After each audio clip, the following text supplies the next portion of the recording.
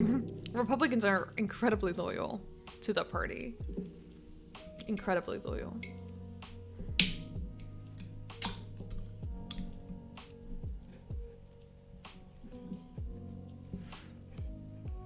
Well, Trump said Biden will hurt God. Maybe Trump got that info from Kanye. Oh.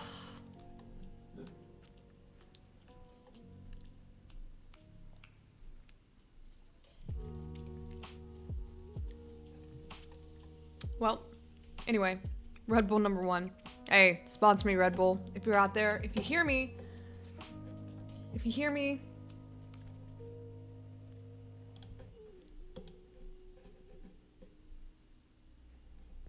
America's over work obsession. Monetized almost all of my recent videos, so if you're able, please consider supporting this channel by becoming a patron at patreon.com/secondthought.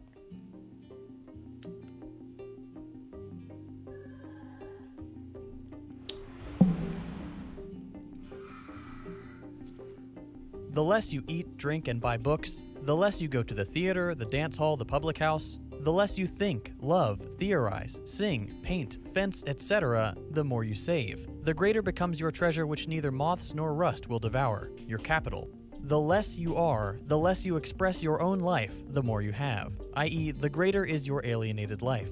The greater is the store of your estranged being. Everything which the political economist takes from you in life and in humanity, he replaces for you in money and in wealth. All passions and all activity must therefore be submerged in avarice. The worker may only have enough for him to want to live, and may only want to live in order to have that. These words, penned by Karl Marx in 1844, are no less true today than they were 170 years ago, and nowhere on earth do they ring more true than in the United States. As the wealthiest nation on earth, the US enjoys the privilege of looking down on the rest of the world as, quote, less successful, our people basking in the light of glorious American exceptionalism. What we fail to realize is that our concept of success is not only narrow and short-sighted, but also fundamentally opposed to human flourishing.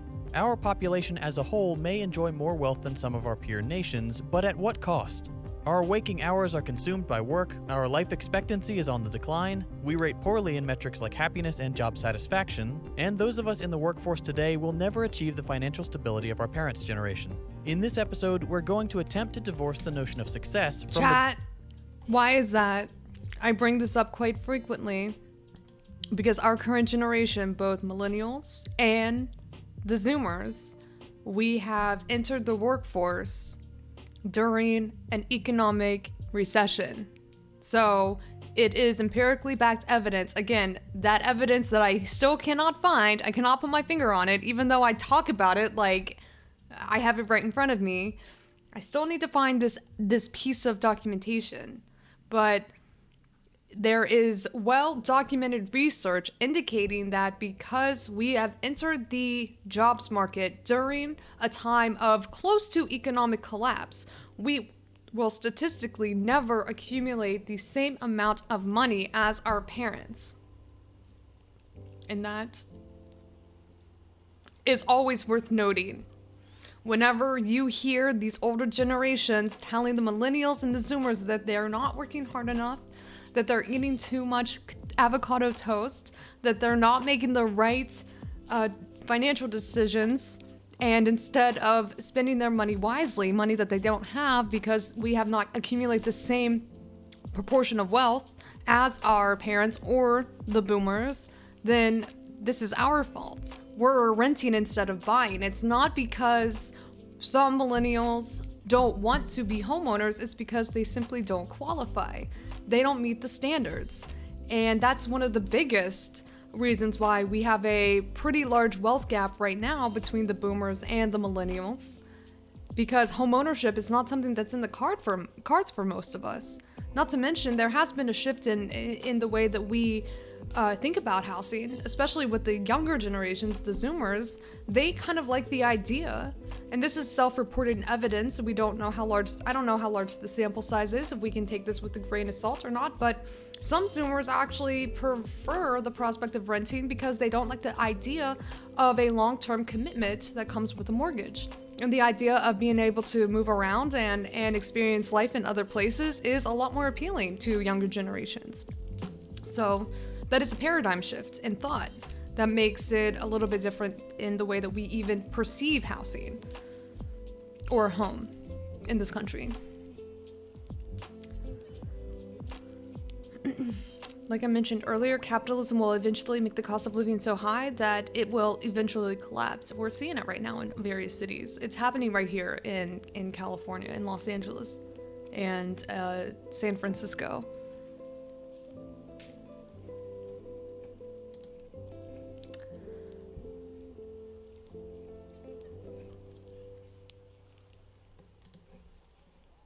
All right, we'll take a look at that. Thank you, Paul. Dogged pursuit of the accumulation of capital. Let's start with the core belief that animates many American workers, the idea of the American dream. A sort of national ethos, the philosophy of the American dream can be summed up something like this. Everyone has the opportunity for prosperity and success, regardless of their background and based solely upon their ability or achievement. It's very much a pull yourself up by your bootstraps mentality, a phrase which is also very common in American life. The idea that one should be able to succeed without any external help, solely through one's own force of will and hard work. This notion is, of course, absurd, and is made even more ridiculous by the fact that the phrase has been adopted by so many in a manner completely opposite to its original meaning. To pull yourself up by your own bootstraps is obviously impossible, and that was the original meaning of the phrase, to attempt something that is completely absurd. Of course, in America, nothing is impossible, so we refitted the expression to better suit our dogmatic obsession with self-reliance. America is an interesting case study because, unlike many other countries, when settlers first arrived here, there seemed to be an endless expanse of land to explore and claim. This frontier lifestyle gave birth to the restless nature of the American dream. One governor noted in 1774 that the Americans forever imagine the lands further off are still better than those upon which they are already settled. He added that, if they attained paradise, they would move on if they heard of a better place farther west. This sums up the American relationship to work pretty well. What we have is never enough. We need to accumulate more and more wealth, never satisfied, ever striving. Over the last couple centuries, the American dream has evolved into what we see today. Work hard, save money, send your kids to college so they can live a better life than you did, retire to Florida. In a lot of ways, this is a noble goal. The desire for your children to live a better life than you did is what we should expect of ourselves. But more recently, over the past 50 years or so, the benefits of hard work have been stripped away, and the things older generations took for granted have all but disappeared. Jobs are harder to find and pay far less money than our parents were paid for comparable positions. Pension plans and retirement benefits are rarely offered these days. We have some of the worst vacation and parental leave options in the world. Much of the economy has shifted to gig work, which doesn't have to provide health insurance or any other benefits. And domestic and global perception of the US is on a decidedly downward trajectory. But don't just take my word for it, let's look at a few statistics. Back in the 1960s, only 20% of American mothers worked. This was partly due to the perceived role of the mother as the primary homemaker and caretaker, but it was also largely because most households only needed one source of income to provide a financially stable and upwardly mobile life. Today, 70% of American children live in households where both parents are employed. Most families simply can't get by on a single source of income. At least 134 countries have laws that cap the maximum length of the work week. The US does not. In the United States, almost 86% of men and over 66% of women work more than 40 hours per week. You've probably heard that Japanese workers are some of the most overworked in the world. The average American works 137 more hours per year than the average Japanese worker. We work 260 more hours than the British. We work 499 more hours than the French. According to the Bureau of Labor Statistics, productivity of the average American worker has increased by 400% since 1950. If we're producing value at 4 times the previous rate, that would mean we could earn a comparable living to our grandparents in 1/4 the work hours, right? Obviously, that's not the case. We're working longer hours at a drastically increased rate of productivity, but we don't benefit from that labor. Again, if this was something that we could make the boomer, even though there's not a lot of value with fighting with your grandparents at this point, but it does go back to trying to make those who are unaware of the current conditions that a lot of younger generations are subjected to. The expectations in the workplace have exceeded so much so that we are working ourselves literally into the ground. The only difference is that because of wage stagnation, we're not paid that in the same capacity that would be comparable to how our grandparents were paid based on, you know, the labor of, or the value of their labor, or the production value of their work. And trying to make this point to anyone who thinks that it's millennials who are the problem, millennials are lazy, millennials are the reason why we are in this current predicament even, because of the way that they consume, the way that they don't give back to the economy, is a really important, but could be almost, it could be almost like not worth your time or energy to try to explain this to either your boomer grandparents or like even the members of the Republican Party or the conservatives who are trying to uphold this pull yourself up by the bootstraps mentality. We're just in a vacuum. We're in a bit of a vacuum, chat, but it's okay. We'll just continue to Gen X even. Perhaps. I mean, I think that the pressure is hitting everyone, even the older generations who maybe have retired but have since gone back to work because of the cost of living increasing. That makes it so their Social Security and their other benefits that they receive, their Medicare or their Medicaid mixed with their Social Security no longer allows them to be able to live comfortably. And for that reason, they are going back to work. So you would think that some would be able to understand the current predicament that so many of us are experiencing whenever we have to work not one, not two, but sometimes 3 jobs just to be able to make ends meet. Not to mention the amount of work that we are expected whenever we go into the workplace has expanded fourfold, and we're not even seeing the amount of wages increase. We've had wage stagnation for how many 30 years now.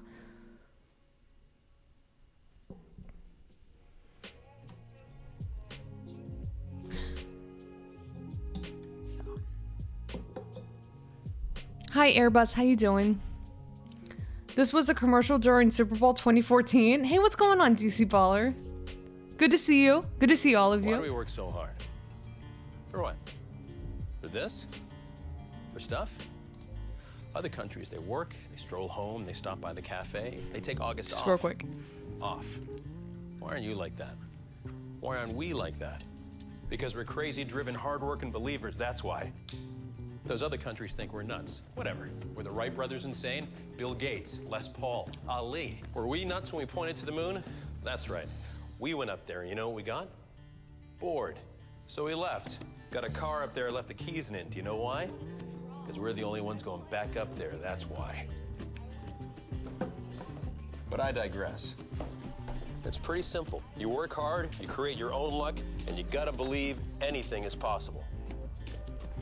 As for all the stuff, that's the upside of only taking 2 weeks off in August. N'est-ce pas?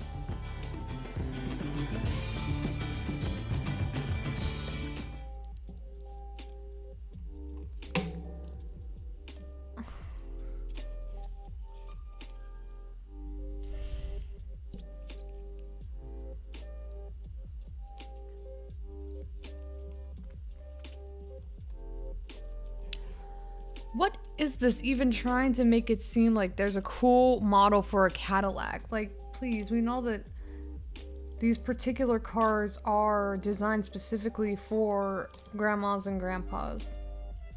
But nice try. Oh, I mean, this whole idea that you can have anything if you just work your hard enough. You can have this Cadillac Coupe de Ville or whatever the fuck it is, electric powered, you can have this electric powered, grandma, grandpa car if you do so choose. You just gotta work hard enough. And this is the whole idea that you know, advertisers and PR firms and marketers are the marketing companies are still trying to sell in a way. That this is the stuff that you can have. Like, it is like a symbiotic relationship with the entire workforce, so to speak. Like the capitalists, the job creators. It's like they are working hand in hand to try to condition us into thinking that work a little harder at your job, and this here are the nice things that you get to have. It's a farce, obviously, because no average worker can afford a luxury vehicle. People are barely able to afford their rents. But it doesn't mean that you won't continue to see these ads trying to motivate people to work a little harder, because if you just worked a little harder, then maybe you would get that promotion. Maybe you would be able to keep climbing the corporate ladder or whatever the fuck. Don't lie, Amy, the Matthew McConaughey Lincoln commercials made you want to buy one.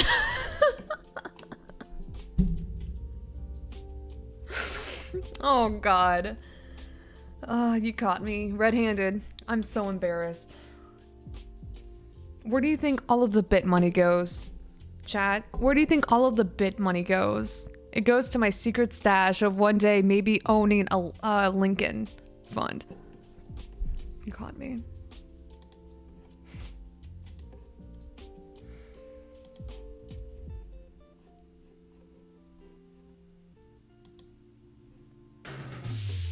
You, friends, fun, drink, hot girls, you're hot, drink more, expensive cars, ass, drink, ass, money, you in a tuxedo, threesome, vodka, pussy, drink, drink, drink, you, drink, Vegas, fun, pussy, you in a tuxedo, f***ing this girl, vodka, drink, drink, drink, drink it all, you f***ing pussy, more tuxedos, more cars, more pussy, more vodka, drink, drink, drink. Please drink responsibly. What? Yeah. Chad, I don't know.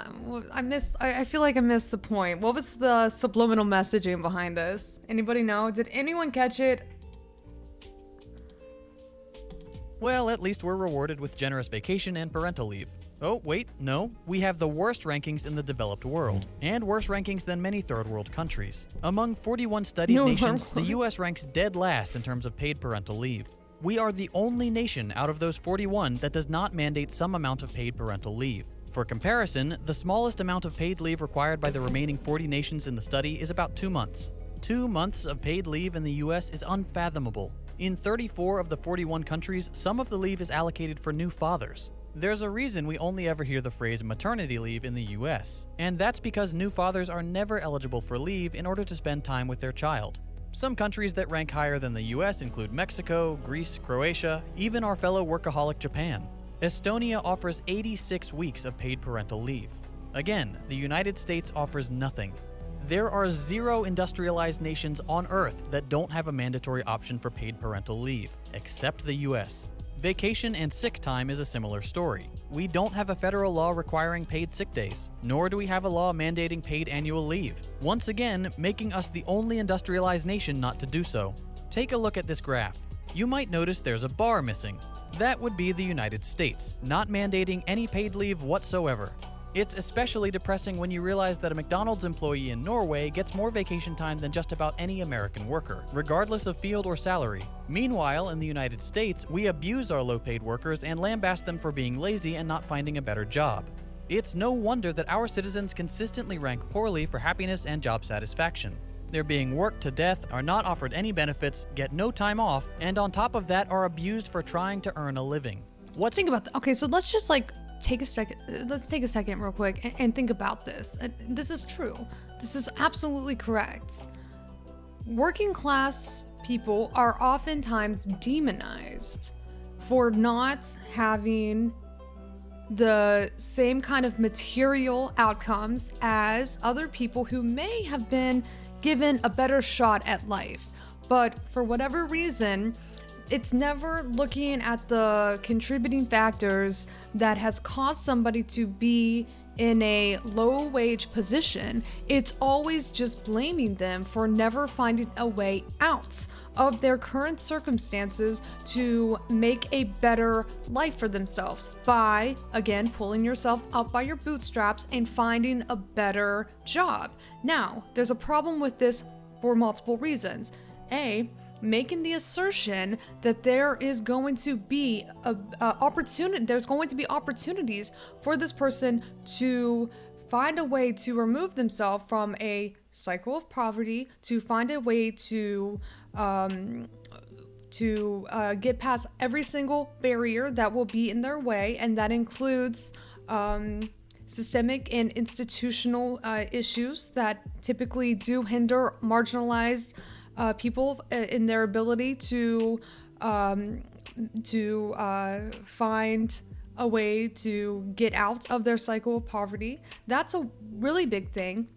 But then also, you still have this classicism and this internalized racism that keeps people from even entering the same space as others who want to continue to demonize the poors or somebody for not working hard enough.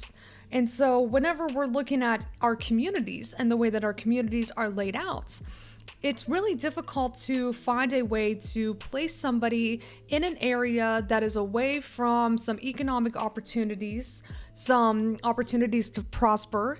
And that kind of isolation that's pushed onto these already marginalized communities can make it even more so difficult to find a way to get a better job. And so it's also a community design flaw where inaccessibility to better working conditions or working or not even better working conditions, that's silly, but that inability to access job opportunities is also a huge factor whenever we're looking at how difficult it might be to even get to a better paying job.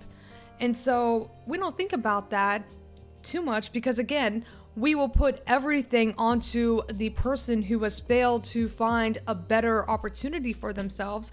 We never look at all of the literal barriers that might be in the way of this person to find the same level of success, or maybe even a fraction of the success that they've had to work for tirelessly. While some people were just given the opportunities. They were given the opportunities to go to a good school and the opportunities to go to a higher education or a prestigious college that allowed them to land a really good job. Again, I'm just going back and I'm repeating things that I've written from like previous YouTube videos, but still, it applies in every facet of life. This is no exception. Whenever we're thinking about how we'd rather blame the poors for their inability to find a way to succeed while failing to even address the barriers that are in between them and their ability to achieve success, and especially overlooking the privileges that have been bestowed upon you, little princess, that has allowed you to have, a fairly easier life by comparison, and maybe only minimal competition that is to be expected throughout your life. But the fact that we are still lacking class consciousness to this degree, where we're just blaming the poors for being poor, is very much where we're still at in our conversations and in our way of thinking. Perhaps more disappointing than wealthy older people deriding low-paid workers is other workers in precarious positions doing the same. I want french fries. For example, take gig economy workers. While some of them are fully aware that their occupation is based on their own exploitation, there's a disappointing subset of people who buy into the notion of, quote, hustle culture. You'll see these people make inspirational Instagram posts, posting images of Jeff Bezos, using hashtags like rise and grind, and going on about how the key to success is to work all day every day until it pays off.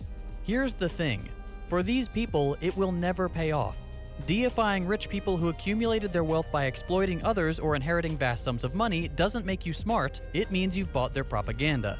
If you drive 15 hours a day for Uber, you might make a bit more money, but you don't have any opportunity for advancement. You're not suddenly going to get health insurance or vacation time because you're working hard. You're a piece of equipment to them. You drive the car, you make them money. That's all you're worth to Uber. But this toxic idea that we need to give up hours, days, years of our lives as a sort of sacrifice to appease the gods of success is not only misguided, it's actively throwing away your life. Hustle culture destroys your work-life balance, and those who engage in it see themselves as morally superior to people working traditional jobs for a wage. These sorts of false divisions among the working class are exactly what the ruling class wants. The same is true of the false division between the working class and the so-called middle class. It's a meaningless distinction designed solely to make more comfortable workers feel superior to their lower-paid counterparts, and therefore at odds with their own best interests. If you feel superior to others or see yourself more like the billionaires than your fellow workers, you'll never organize against your oppressors because you believe you might one day become part of this upper echelon. If you just work a few more hours per week, surely you'll be rewarded and gain entrance into their elite club. America's cult of overwork destroys our collective imagination. It removes every possible motivation beyond the desire for the accumulation of more wealth. To many Americans, there is nothing but work and the possibility of eventual reward. Work is the only thing that matters. But there is so much more to life than what capitalism has conditioned us to pursue. If we worked fewer hours, we could take time to spend with family and friends. We could learn that hobby we've been putting off for years. We could write novels, produce art, create things that enrich the lives of others on a fundamental human level. We could take time to just exist. When was the last time you just took a day to relax and you didn't feel guilty about it? We are so conditioned to believe that we should always be working that even when we're not working, it's all we can think about. The American dream, the obsession that anyone can, quote, make it if they work hard enough, is thoroughly tangled up with the notion of American exceptionalism. We think it's because we work so hard that we are exceptional. And you know what? We are exceptional.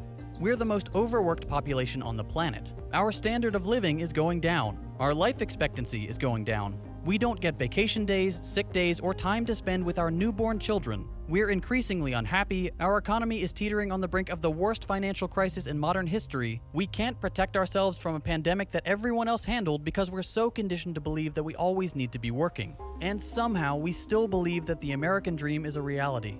So yes, we are exceptional, but we are exceptional in all the wrong ways. If we don't dismantle the oppressive structures that enable this culture of overwork, this is the only form of American exceptionalism that will ever exist.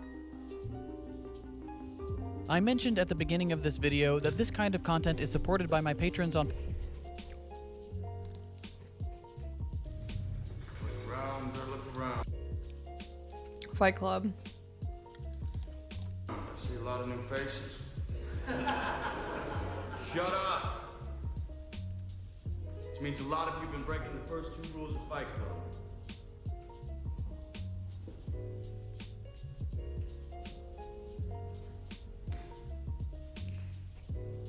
Man, I see in Fight Club the strongest and smartest men who've ever lived. I see all this potential, and I see it squandered.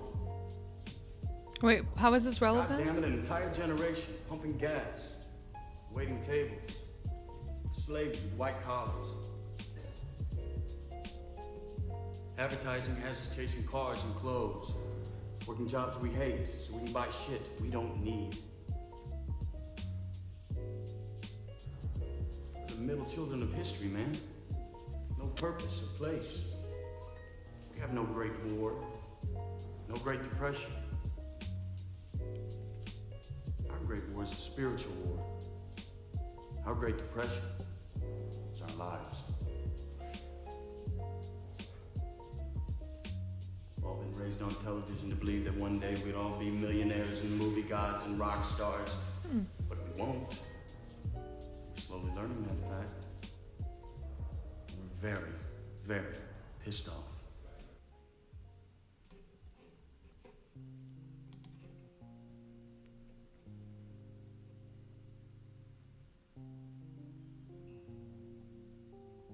We are gods.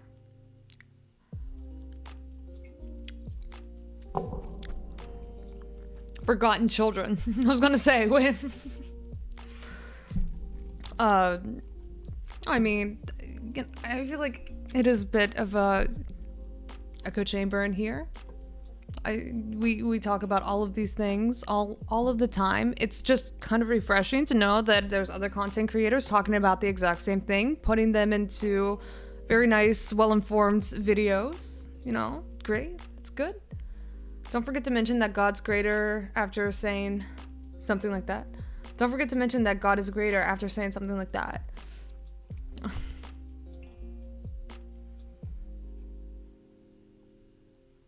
I mean, in all reality, we are experiencing a class warfare that is becoming increasingly more evident as we are seeing more and more people at risk for eviction, as more statistics indicate that 1 in 6 or 1 in 5 families right now are going hungry.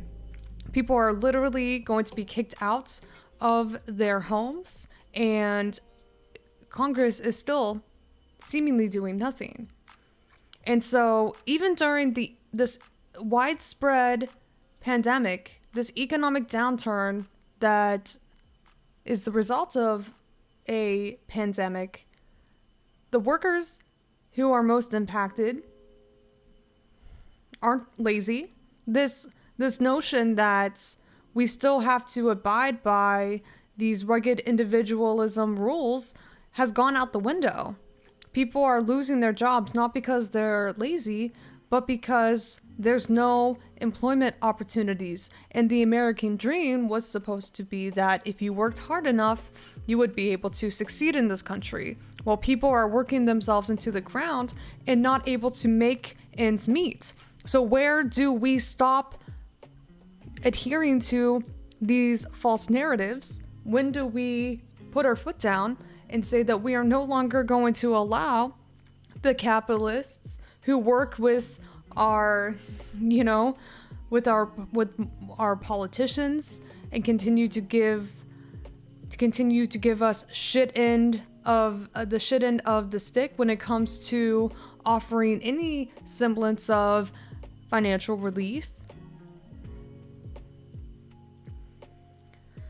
What has to be done in order for our demands to be heard? What has to be done in order for the government to respond properly to the grievances of the American working class? What has to be done in order to see solutions to the problems that the working class had no part of? The working class didn't do anything wrong. Whenever they accepted low-wage jobs, they had to. It was work the low-wage jobs or die. It was work the low-wage jobs or get thrown out on the streets. And here we are. The working class no longer has the option to work themselves into the ground, and they're still being threatened to be thrown out of their homes.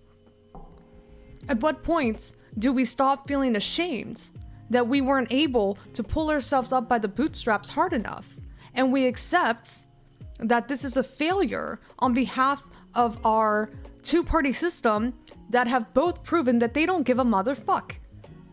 They don't give a shit. Their allegiances don't align with the middle class or the working class. Sorry, we know that the middle class is not a real thing, but the working class. And it's pretty clear at this point. So what has to be done, chat? Is it going to burst? Wait, is it going to burst the housing bubble?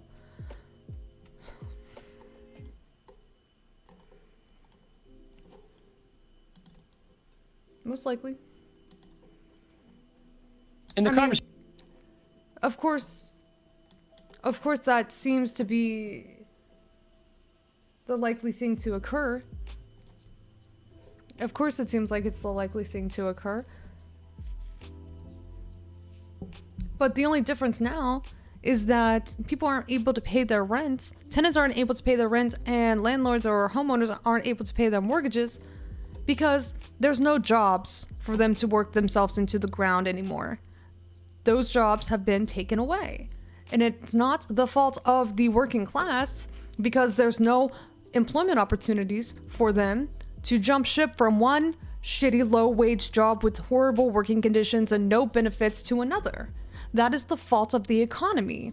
The fault of the economy that has been placed into private sectors to provide us with employment opportunities, something that the government decided to offset in their responsibility to the American people. Why would the government provide a jobs guarantee or public positions or working for the government outright if they could just offset that to the private sector? The same thing with the housing market. If the housing market collapses, it's because the government decided to offset their responsibility to provide housing to the American working class and instead allow the private interests to provide housing, beef up the costs as much as possible, let inflation drive up the costs to the point where residents will be ultimately kicked out of their own homes and then end up experiencing homelessness. Again, if the housing market collapses, it is not the fault of the tenants who couldn't pay their rent. It's the problem that the government created in the first place from not from not taking responsibility and providing the working class people with a job, and B, reliable housing. And so the more people who start to understand that this is not their fault and it's the failed policies from the United States government, the better off we'll be. Unfortunately, too many people are still licking those fucking boots and don't understand that this is not their fault. They have to stop feeling shamed into believing that they have done something wrong along the lines whenever they were working 2-3 jobs, working their way into the ground, accepting that they didn't have benefits, accepting that they didn't even have standard working conditions, accepting that they weren't getting paid their fair share based on the amount of labor, the amount of productivity that they were producing on behalf of their employer. We have to stop making people feel ashamed of being poor. And then, once we do that, we can start to have real conversations with members of the working class, the proletariat, and let them know that this is not the burden that they should be carrying with them. They should instead be putting on their boots and marching into the streets and getting as many people involved and holding the government responsible once and for all of their epic failures.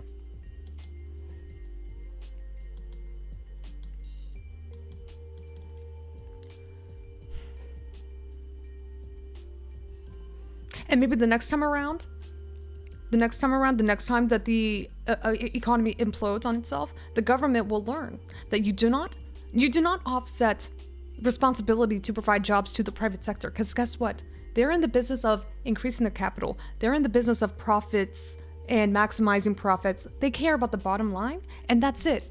But here we are, seeing this feedback loop, where the government does the same thing, relies heavily on the private market, the private sector, to provide the slew of jobs that's necessary just for these same industries to go belly up during a global pandemic, during this economic downturn that we are experiencing right now. And what happens? Who gets bailed out? The same multi-million and billion-dollar companies who relied so heavily on their profit margins to pay their executives, to pay their board of directors outrageous amounts of money, and they're the ones with the bailout right now.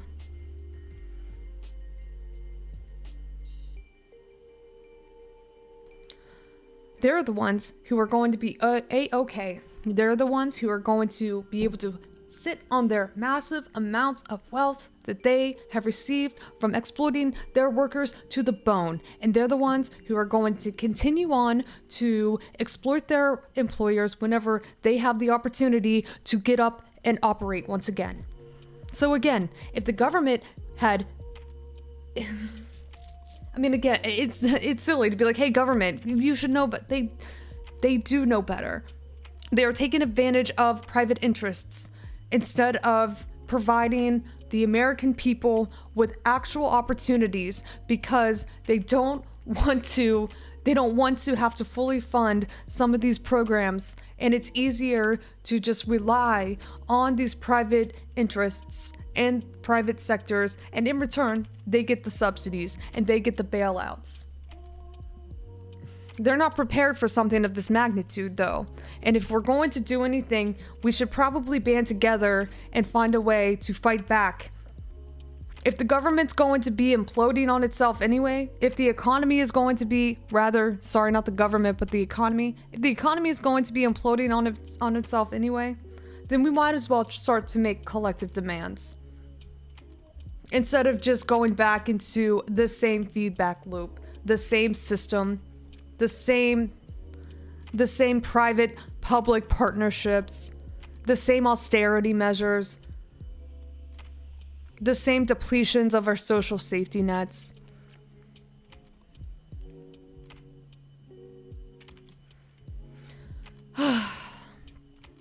Glad I got that ran out. Conversation I just had with Zerlina Maxwell and Angela Duckworth, we talked about Michelle Obama saying that she's, feeling a bit of a low-level depression that apparently a lot of Americans are feeling.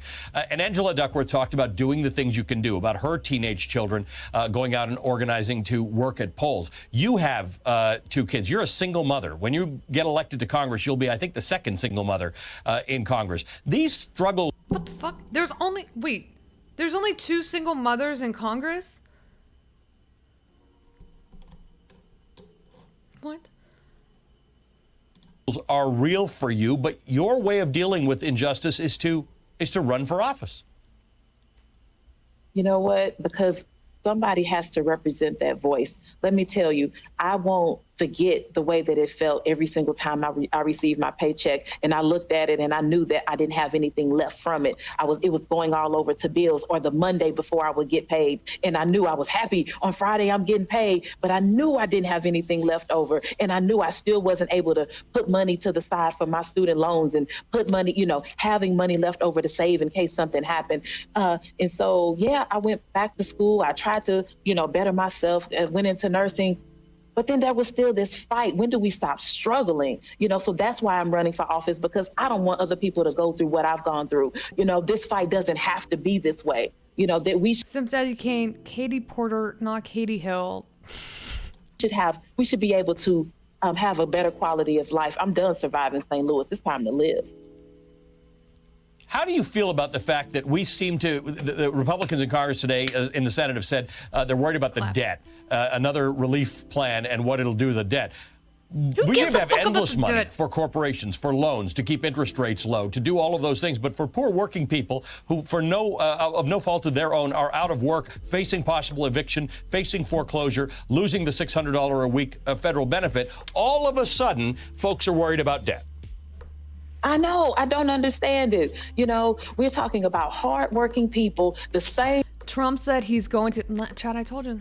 Trump said he is going to continue the eviction moratorium and enhance unemployment till the end of the year. So when we're talking about the eviction moratorium, we need to think about who does benefit from that, and is it going to be widespread? Because I think that it only is going to be for federally backed mortgages, Fannie Mae, Freddie Mac. It's not going to be for everyone, but we'll take a closer look at it after this segment. Thank you for sharing that. And we'll people that were the essential workers that showed up when other people were staying at home. We talked about the strategy, people that put their lives on the line. The same people, we lost people. I have people that are close to me who contracted COVID-19 as essential workers, and then who had their bosses calling them saying, "Are you done being sick yet? Can you come back to work? Because you don't have paid leave. You don't have this time. We need you back at work." These are the people that we don't want to take care of. I know what that's like. I know that it's such a hard way to live. And so that's why I need to be in Congress, to advocate for those people, because those people are me. Those people are the people next door to me. In my community. We don't have paid leave on a national basis in this country, and we don't have universal health care, something that every other libs ain't ready for a real motherfucker like court. Good. I love her stoicism. I love how she is so incredibly wise, and I'm so happy. I'm so happy. Oof, and the way that she carries herself, and the way that she is having these discussions with members of the squad who straight up fucked her over to a certain degree by not endorsing her, and just, maintaining that grace, and just like knowing that she's there to make a difference in her community. Oh, it's so beautiful. I love to see it. Major democracy needs. You made a point. You said maybe people weren't ready to hear it then. Do you think they're more ready to hear it now? Absolutely. When we see that, over 150 people, 1,000 people have died, and, so many people, 30 million people right now don't have enough food. That food insecurity, when you get hungry, let me tell you, I've been hungry. When you get hungry and you don't know where that next meal is coming from, when you don't, not only today, but you don't know where it's coming from in a week, that changes things. And people are seeing right now, with so many people being, possibly 43 million people possibly being evicted coming up soon. People are seeing that now we have to do things differently. What about somebody who's been evicted before, somebody who's been hungry before, somebody who can speak about being low wage and uninsured? That's me. I can speak about it and I can push forward. This is the thing. Being somebody who's been there, I know all the holes in the way that the system is built, so I'm not willing to shut up about it. I'm going to fight for people who are like me. Ooh, it's good. Yes. No, this is why we need more members of the working class to know, hey, I've been there. I know how I have been turned away whenever I was a SNAP recipient. I remember whenever the Republicans cut funding, and that hurt my ability to pay to feed my kids. And it's incredibly important to have people who have gone through lived experiences and they know how austerity has impacted them and they can speak to it. And this is incredibly important. We need more representation in Congress who has been there. And so I am looking forward to see what she will get done. I know that there's been some concerns in chat as to whether or not she will eventually change on and bend her morals, and I don't think so. I don't think that she is going to end up being the establishment candidate that Lacey Clay ended up becoming. I'm really excited to see what she is going to push for. And I'm just, again, like, still just so incredibly happy that she was able to pull off this victory. So yeah, let's talk about Trump. All right, chat. We saw this from a mile away, did we not? Did we not see this from a mile away? The Trump administration once again is going to take the credit, especially for the congressional Republicans sitting on their hands and failing to pass any bills in the Senate, the Republican-controlled Senate. And Donald Trump is going to look like the hero, the working class hero, because he is the one who was extending the moratorium on evictions. He is the one who is going to be providing unemployment insurance until the end of the year. Nobody saw this coming, right? No, we saw this. And if you didn't see it, then I brought it to your attention the other day whenever I said this is a strategy, this is a ploy. This could all be a concerted effort to make Donald Trump look better. He's once again outflanking. He's going to be outflanking some of the Democrats. And, this is going to ultimately be, I think, a political move to help Donald Trump's chances of re-election. He's the one who is going to save the working class now, not the Democrats in Congress. He's going to be the one who gets all of this credit. I do think that there's a reason why Senate Republicans did not pass a bill. They were waiting and failing to pass legislation so that it could be done via executive order. I do not think it's an accident. I think this is a political ploy to give Trump all of the good credit that he will receive, because he is the one who is going to keep people from experiencing eviction. He's going to keep people receiving that additional unemployment insurance. It's not an accident. But as long as people are still safe in their homes and they are still receiving the necessary relief to be able to feed their families, keep a roof over their head,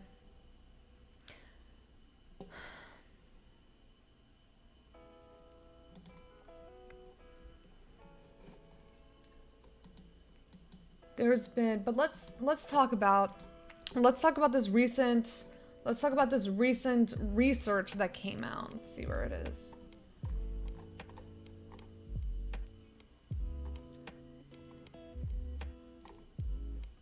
America's eviction crisis. So the 43 million that Corey is referring to, that is the worst case scenario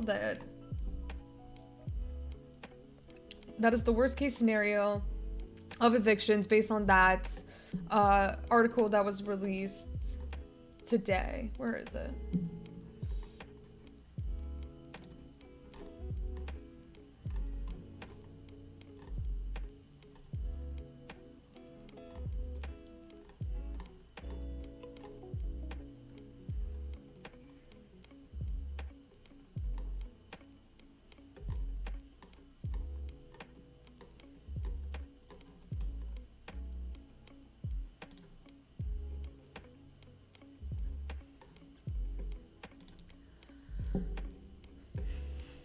Okay, here you go.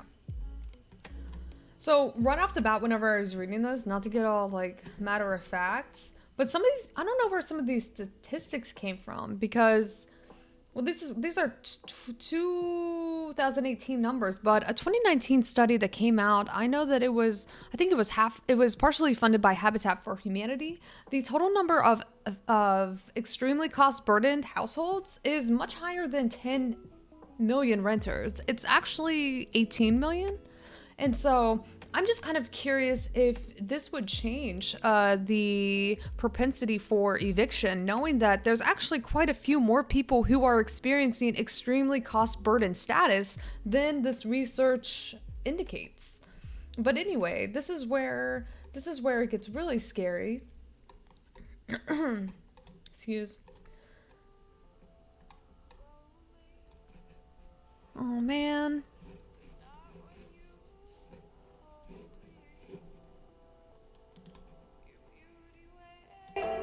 On me,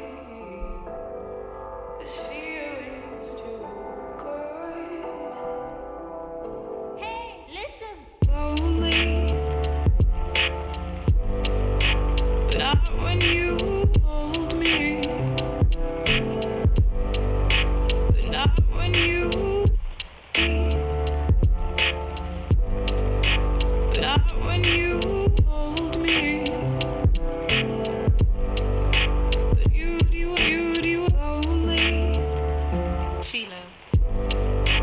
Not when you hold me, but not when you,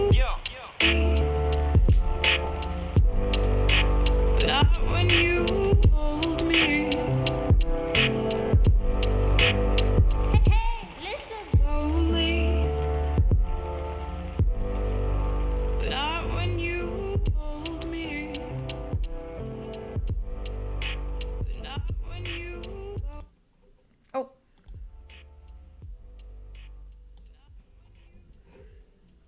It had to be done, chat. You know it had to be done. Every time it has to be done. Okay.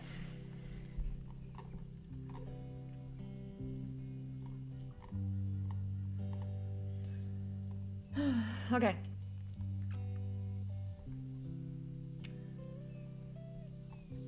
So, right here, according to the latest analysis of weekly U.S. Census data, as federal, state, and local protections and resources expire, and in the absence of robust and swift intervention, an estimated 30 to 40 million people in America could be at risk of eviction in the next several months. So, the exact amount that I've seen is upwards of 43 million people by the end of the year if no intervention is provided by the government at all. So the reason why this research is incredibly important because it takes into consideration the total number of people who are already experiencing cost burn in rents, meaning that they were paying most of their money, over 50% in fact, on rent to begin with. And so if all of their money was going from their paycheck directly to their rent, then they absolutely do not have a savings account that they can dip into during this time of economic downturn. So they of course are going to be considered the most at risk, especially if they have lost their jobs and they are no longer receiving that additional $600 in unemployment if they were laid off or they were fired.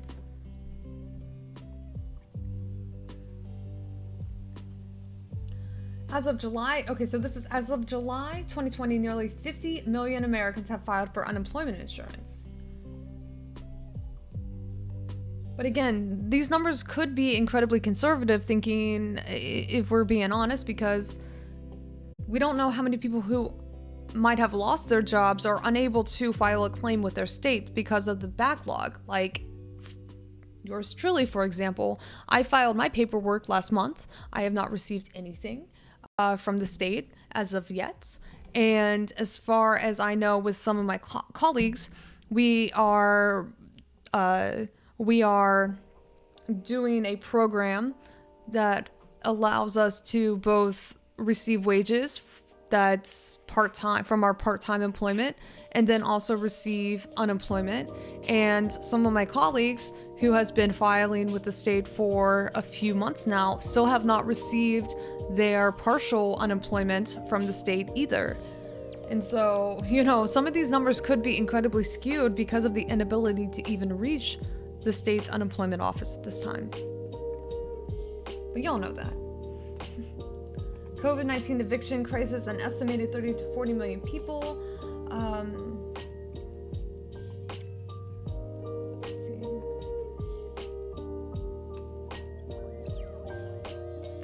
Okay, so federal, state, and local eviction moratoriums provided important protections for some renters, but they are expiring rapidly. In the first month of the pandemic, the federal government instituted a limited moratorium on evictions on federally assisted housing and for properties with federally backed mortgages. The federal eviction moratorium protected about 30% of renters. Various actors in 43 states and the District of Columbia issued eviction moratoriums that varied in level of protection and stage of eviction stopped. Those state-level protections ranged from a few weeks to a few months in duration and did not apply to all evictions. The Eviction Lab's eviction tracker system indicates that eviction moratoriums were effective in reducing evictions filing when they were in place. Federal protections expired on July 24th. As of July 31st, 30 states lacked state-level protections against eviction during a pandemic. Let me repeat this and to be very clear here. This moratorium on evictions only applies to any HUD-funded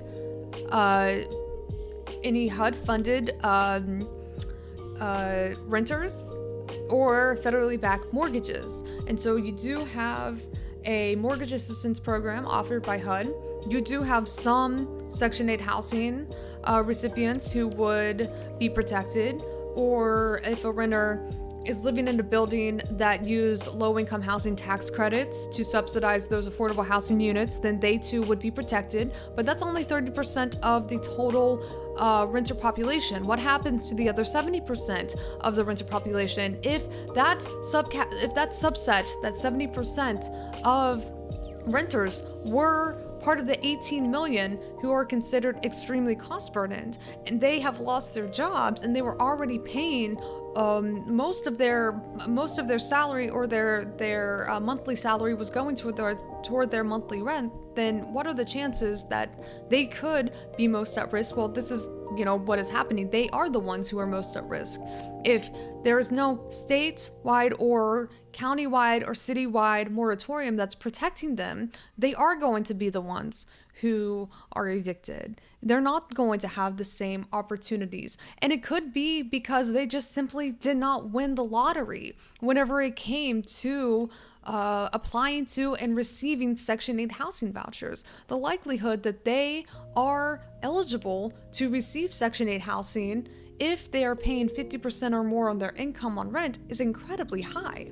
It just means that they were not afforded the opportunity to get subsidized housing or affordable housing, and they are going to be the most at risk for eviction in the absence of any local level moratorium on evictions. So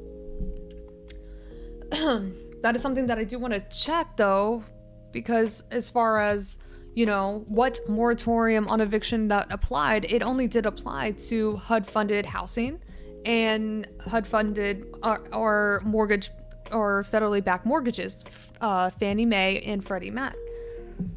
So there's still a huge pool of renters and homeowners who right now could be at risk to either become evicted or default on their mortgages, and those people do need additional protections as well. We all need protections. Can you imagine also paying medical bills from COVID plus losing your job plus rent? It is absolutely despicable to think about how we are allowing people to fall by the wayside and just to be in this state of complete financial insecurity, housing insecurity, probably food insecurity as well. I don't want to have to imagine because it's gut-wrenching, but I would imagine that there are quite a few people who are in that predicament right now, who have no idea how they are going to make it out of this. Alright, so I hate being a broken record, but apparently I have to keep reminding you time and time. All landlords are parasites. Oh, okay. What's up, James? Man, James used to hang out here in the chat. Not so much anymore. Hey, James, just want to say I miss you. Hope you're doing well. Every time Elon Musk pokes fun at government assistance for the 99% remember that he would be nothing worth more than 4.9 billion in corporate welfare. Oh, Elon just loves corporate socialism for himself. Rugged capitalism for everyone else. God damn, Bernie.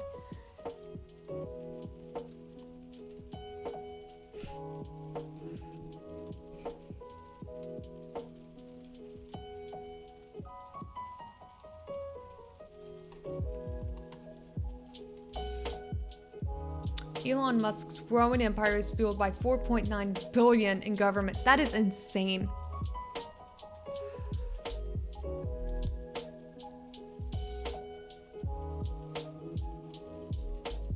Opposing Medicare for All will go down as one of the worst political strategy moves of all time. The reason why so many people are opposed to Medicare for All is because the private insurance companies are no fucking dummies. And they take advantage of the corruption that politicians oftentimes hold. And they approach them, whether it be executives or more so lobbyists. Lobbyists will take advantage of a politician's willingness to accept a mass amount of money to help in their re-election campaign or their election campaign in exchange for fighting and opposing Medicare for All.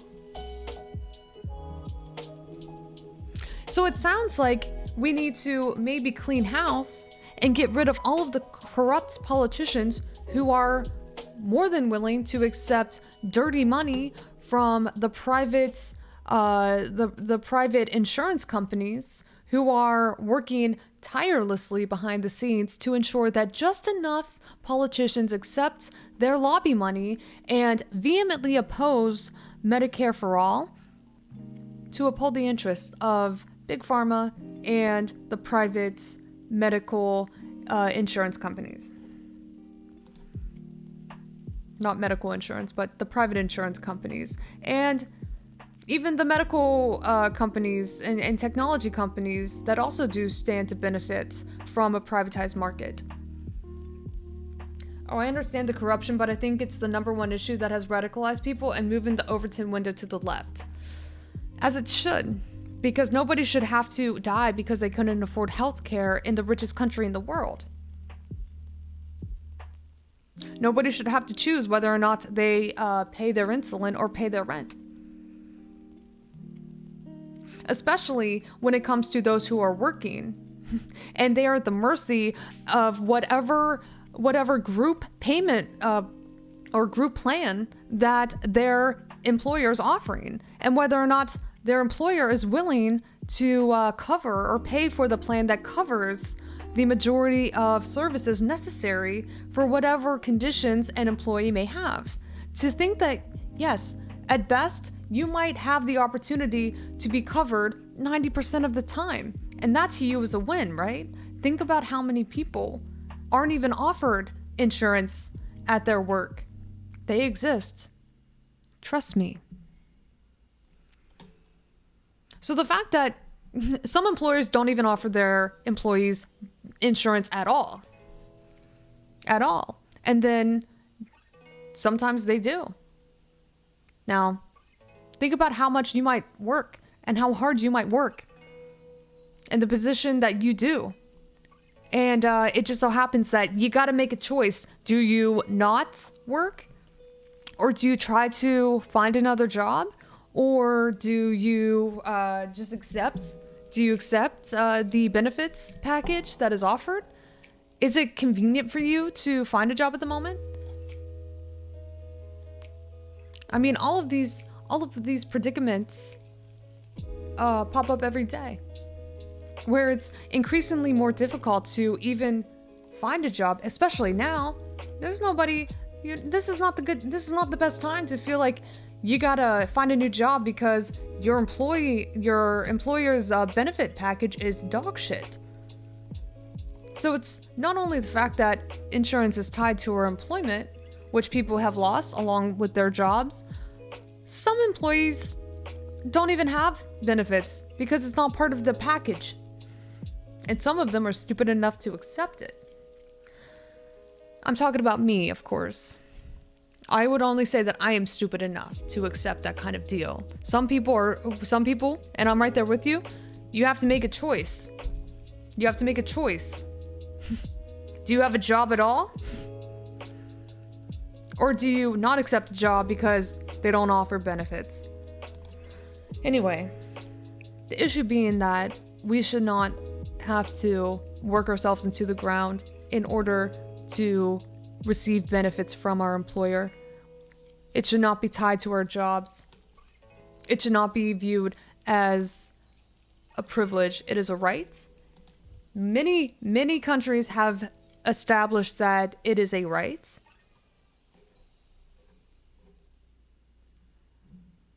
And the fact that as the richest country in the world, we have still denied our people with the opportunity to receive free care.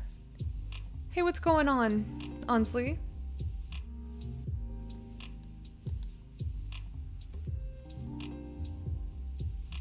It just goes to show that it is no surprise that we are, in the predicament, the pickle that we are in right now. You do accept the job, you say. Macon Hall accepts the job too.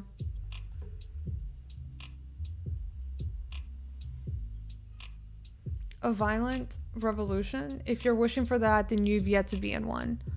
No, we have not. I don't think that many of us have ever been in a violent revolution. We have just experienced violence from the failed policies that we have had to force to bend. We've been forced to bend to in order to survive them. We experience all kinds of violence, of state-sponsored violence. A prime example was the fact that we have to work our way, again, we are not afforded the right to receive health care in this country.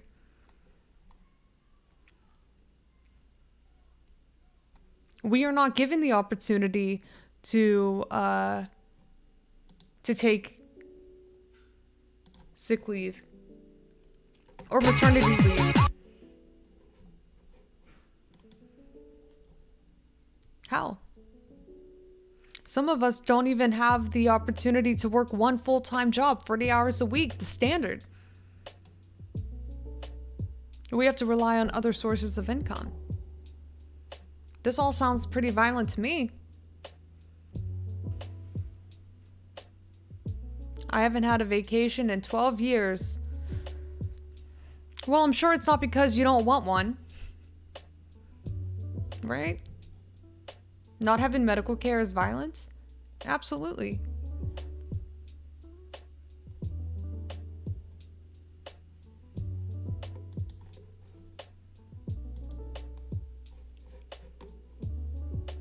I would give anything.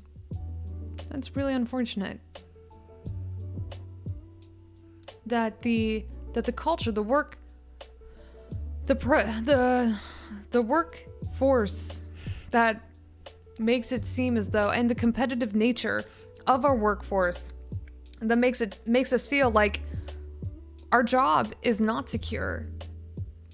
Most of the models that employers and capitalists alike use is to promote productivity that lends itself to increased competition in the workplace, where you are competing with your colleague. You're meeting a quota. You are not meant to feel at ease. You are meant to feel like you are on your toes. You are made to feel like you are replaceable, and you better make sure that you are proving your worth and maintaining your level of productivity that we expect you to maintain. Otherwise, we're going to kick you out, and guess what? We can you because we know that there's a pool of unemployed people to choose from that would be willing to take your job as soon as you were kicked out of those doors.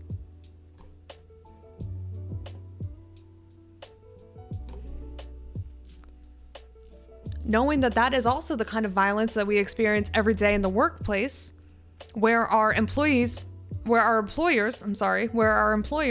make us feel like our job is not secure. They keep us on the edge of our seats. They make us maintain a certain level of productivity. And there are consequences if we do not. That is also violence that we experience every day. My last job used to guilt employees mercilessly if they applied for vacation, and it would come up as a detriment in evaluations. Exactly. That is the violence that I am talking about that we experience every day. Thank you for providing that example, Camel Spider. These things happen all the time. We are made to feel like we are doing something bad if we ask for time off. That is used against us. It is seen as a weakness. And it's not, and you're right, Danny, it's not an uncommon tactic. It is a sign of weakness in the eyes of our employers. And they do want to make sure that we are aware of them making note of it so that we never feel like we get too comfy in our positions. These are all incredibly common tactics. I know, chat, because I hate to have to admit this, but I've done it once and I'll do it again. If y'all know that I'm a dirty lib, then you might as well know that I used to be a member of the PMC class, and I used to be in charge of writing up evaluations and making people feel like they shouldn't get too comfy, they shouldn't get too cozy because they are replaceable. I've been there. I've done that job, and it's a horrible job to have to do, and it doesn't feel good, and it's something that I don't regret leaving, but I know how it works. Private military contractor? No, a professional managerial class.